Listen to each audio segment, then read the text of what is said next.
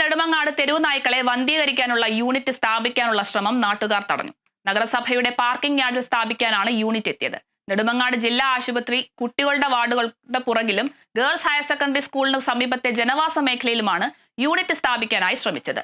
ദിവസേന 100 കണക്കിന് ജനങ്ങൾ പ്രഭാത നടത്തത്തിന് ഈ പാർക്കിന് സമീപത്തെ റോഡാണ് ഉപയോഗിക്കുന്നത്. സംഭവം അറിഞ്ഞ് നാട്ടുകാർ പ്രതിഷേധവുമായി എത്തി. തെറ്റിദ്ധാരണയുടെ പുറത്താണ് ജനങ്ങൾ വാഹനം തടഞ്ഞതെന്നും നഗരസഭാ സെക്രട്ടറി ആർ കുമാർ പറഞ്ഞു. ബോധവൽക്കരണം നടത്തിയതിനു ശേഷം മാത്രമേ പദ്ധതി നടപ്പാക്കുകയുള്ളൂ എന്നും അദ്ദേഹം പറഞ്ഞു.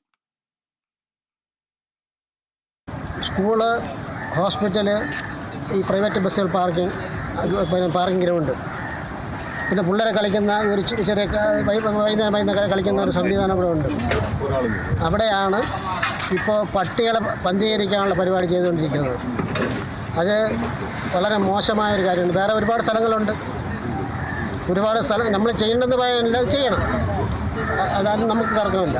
പക്ഷേ ചെയ്യേണ്ട രീതിയിൽ ചെയ്യുക.